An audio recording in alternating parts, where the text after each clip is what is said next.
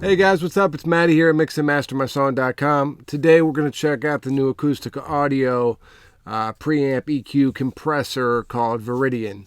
Now, you know I'm a big Acustica Audio fan, but man, this thing is crazy. I feel like, to me, this is the best plugin yet, and I'm not just saying that on some hype stuff. This thing, like, to me, they finally really got compression to where I'm using this compressor over other brands like UAD and stuff that I usually use. A lot of times for Acustica, I'd only really use the EQs and the pre's. But now I've actually, I've been using this for a couple weeks, and now I'm actually going to this compressor. So that always kind of tells me that it's something that's really special and useful when I start going to it kind of subconsciously. Because a lot of plugins can be cool and shiny and new for a week or two, and then they kind of fall off to the wayside. But it's those plugins where I'm like, oh yeah, that's the sound, and I go grab it. That really kind of, I know, are something special. So what we'll do is we'll go through it. I put it on a kick and snare here just to kind of show you some ways I've been using it, and I'll show you, the different components and stuff it has in it. So let's jump in. This is on the kick, and first what I'll do is show you kind of the lay of the land, because as usual, Acustica stuff, they just give you so much to work with that it gets almost kind of confusing. But this is the main plugin, and as usual, they also break it down into smaller plugins if you just want the compressor or just want the EQ. But I'm using the whole unit here. So you have an input trim. I got it cranked because my levels were a little low, and I really wanted to hit the pre. And here are the different pre's. So from what I can tell, it's based on either the Telefunken V72s or the Helios compressors and EQs and preamps. So the first two are two different kinds of V72s. The second one seems a little more gritty to me, so I like it on drums. I've been using number 2 quite a bit. This is the Helios EQ. And these are the three different compressors that they offer up as well. So for this setting, I'll let you hear it in a minute, but this is what I'm using here. And then you get 3 different kinds of EQs, which is the Helios 69PK, the Helios 69TR, which is number 2. You can see TR here.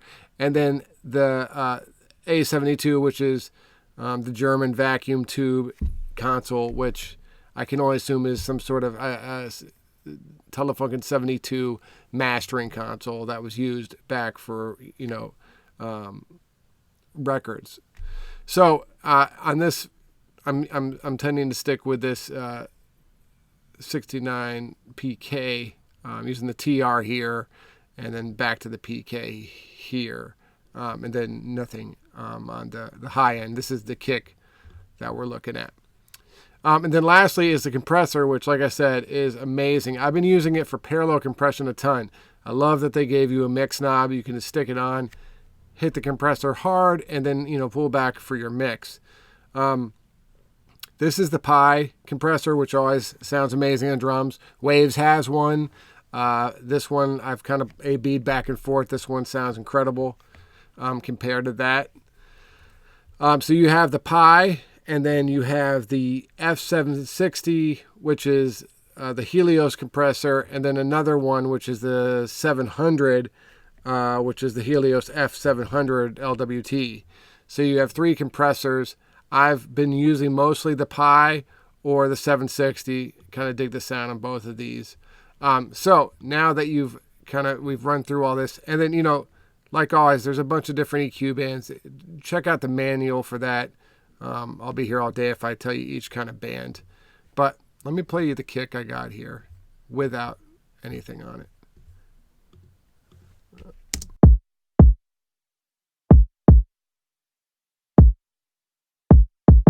And then when I click this, for those of you who don't use Studio One, when I click this, it's on activate.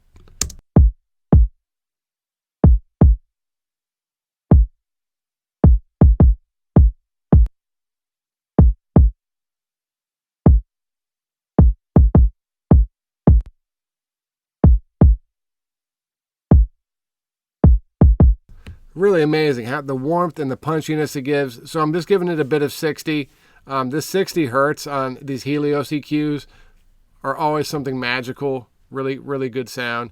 And then I'm turning it up quite a bit at 400. And it was interesting because I was just kind of playing around, and it brought some like really nice warmth that I don't usually add 400 to a kick. But it was nice. And then I need a little more top after boosting these low ends so much. So I added a little bit of 3K to it. And then the compressor, just a fast release, I believe. A medium, the attack, there's no attack on this one. I was thinking the other one.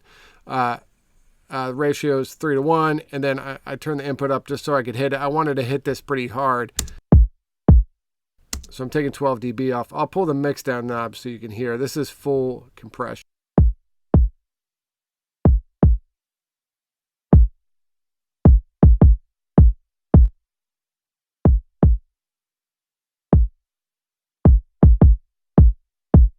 So just dialing it back a bit. Give me a pair of compression. Help it punch through the mix a bit.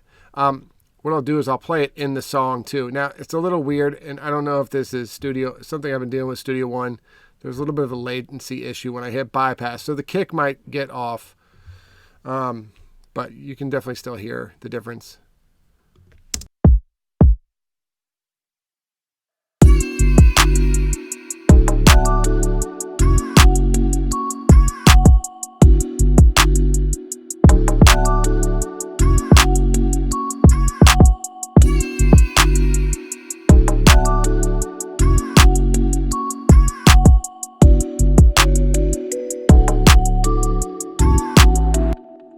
I was smoking. So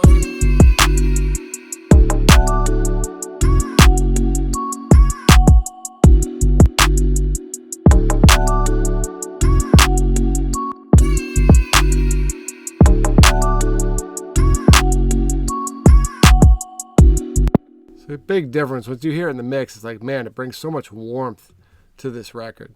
So another example, we got the snare here. And let me play the snare without anything on it.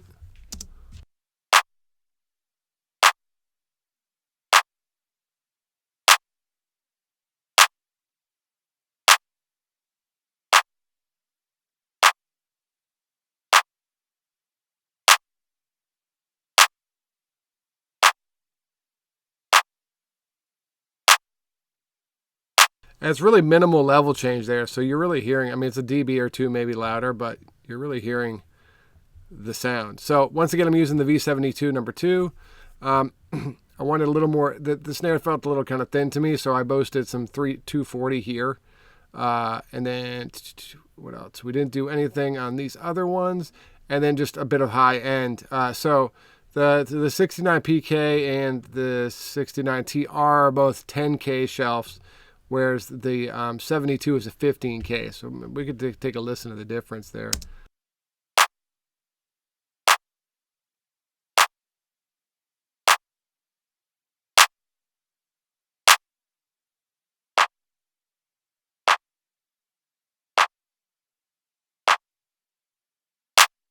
So some pretty different sounds.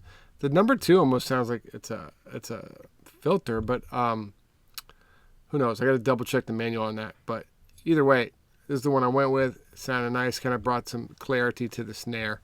And then we're using the 760 compressor here. Once again, I'm using it in parallel. So let me play it for you. I'll turn it all the way up to 100 so you can hear it, really compressing, and then we'll dial it back down to where I got it.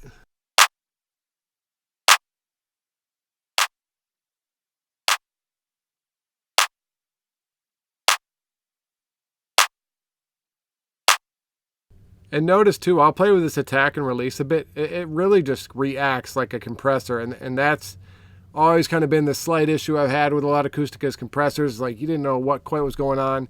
The meters wouldn't really read right, and it would sound kind of strange. I think they finally got it, and they got it like really well. I mean, you can see the meters working well. You can really hear the difference with the attack. These compressors are something special for sure.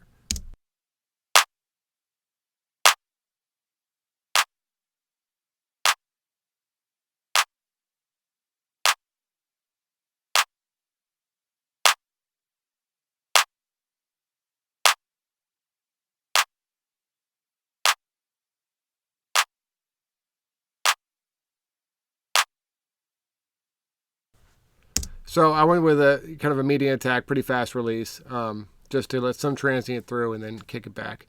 We're just using a 1-to-1 ratio here, so we could crank that up too.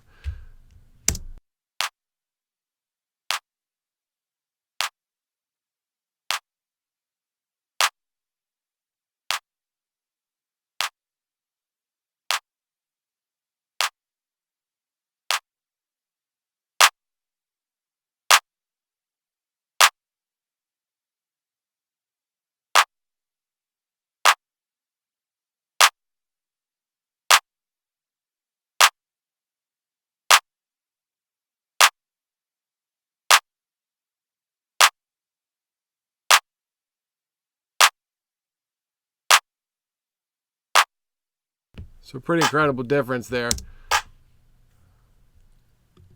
Having little issues with my stop and start here. Okay, so let's play it back, and I'm going to turn these both on and off. And it's going to sound kind of crazy, but it is what it is.